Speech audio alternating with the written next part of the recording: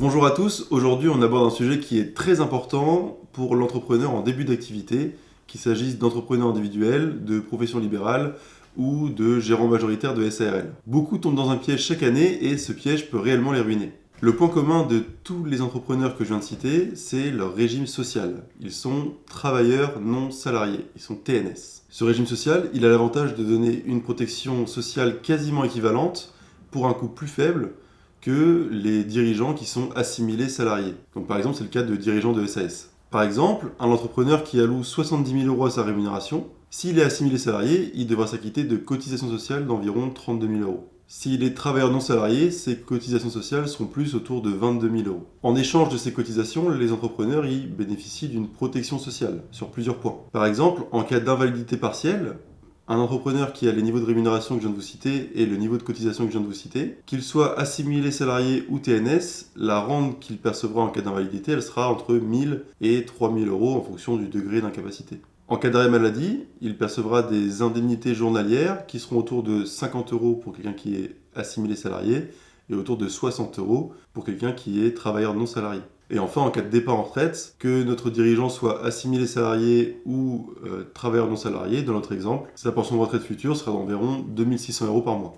Plus le niveau de rémunération de l'entrepreneur il est important, et plus l'écart de coût entre quelqu'un qui a le statut d'assimilé salarié et quelqu'un qui est travailleur non salarié va être important. Et ça va toujours être moins cher pour le travailleur non salarié.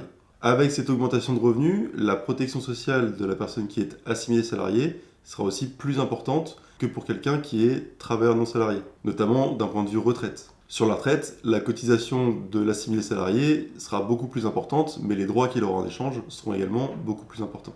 Quoi qu'il en soit, le statut de travailleur non salarié est souvent choisi pour le montant de ses cotisations obligatoires qui est plus faible. Et c'est en début d'activité, pour les travailleurs non salariés, qu'intervient le piège dont je vais vous parler aujourd'hui. Pendant les 2 premières années d'activité du travailleur non salarié, ces cotisations sociales sont calculées sur une base forfaitaire.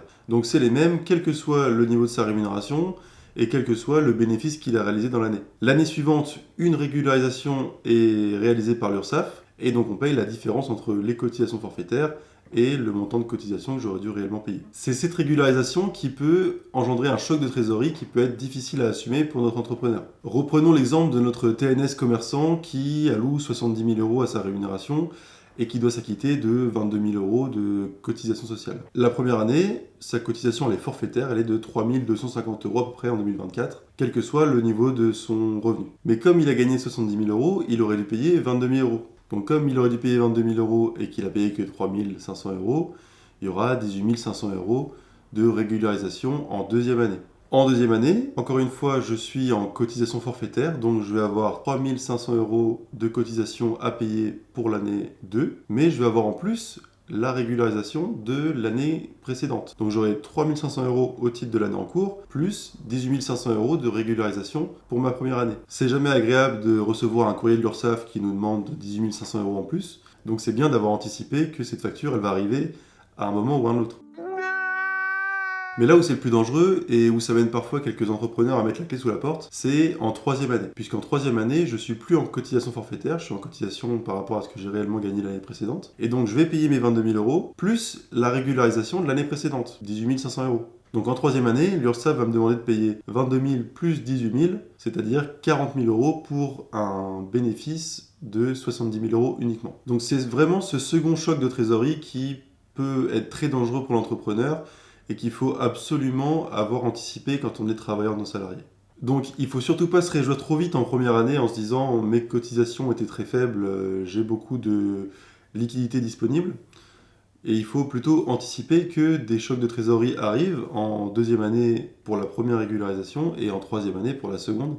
Et c'est vraiment cette troisième année qui est la plus dangereuse pour l'entrepreneur. Donc une fois qu'on a dit qu'il y avait un risque, il faut savoir qu'il y a aussi des solutions pour anticiper ces risques et pour les réduire. Donc la première chose, c'est de connaître le fonctionnement des cotisations sociales pour les travailleurs non salariés. Donc encore une fois, c'est les gérants majoritaires de SARL et les entrepreneurs individuels, dont les professions libérales. Ensuite, la seconde chose, c'est que la première année, si on sait qu'on va gagner beaucoup plus, on peut demander à l'URSSAF de nous faire payer les cotisations selon le revenu qu'on estime gagner dans l'année. Donc plutôt que de payer des cotisations forfaitaires, on va payer des cotisations sur la base d'un revenu qu'on aura estimé pour l'année. Le recalcul des cotisations, il augmente immédiatement le montant des cotisations à payer, mais il augmente aussi les charges, puisque je paye plus de cotisations, donc j'ai plus de charges, et ces charges, elles viennent réduire mon résultat imposable.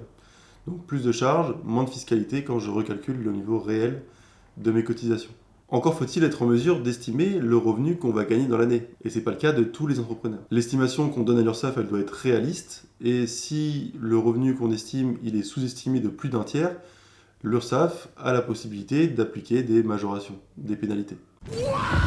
Une deuxième solution quand on n'est pas en mesure d'estimer le revenu qu'on va percevoir dans l'année, c'est de provisionner comptablement le montant du rattrapage qu'on aura à payer l'année suivante. La provision crée une charge comptable qui diminue aussi le résultat imposable. Un point d'attention tout de même sur cette provision, c'est que les professions libérales, elles ne sont pas sur le même mode de comptabilité que les autres, et donc elles n'ont pas la possibilité de passer en charge une charge qui n'est pas encore décaissée.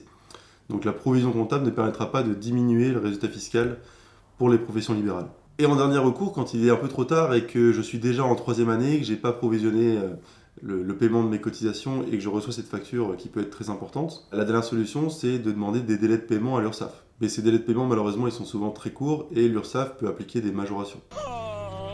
Voilà pour ce piège dont je voulais vous parler sur les cotisations sociales des travailleurs non salariés. Si vous voulez qu'on aborde plus de sujets qui concernent la rémunération des dirigeants, n'hésitez pas à nous le dire en commentaire. Et puis si vous avez apprécié cette vidéo, vous pouvez la partager à une personne que ça pourrait intéresser aussi, mettre un like et vous abonner évidemment à notre chaîne. Je vous dis à bientôt pour une nouvelle vidéo.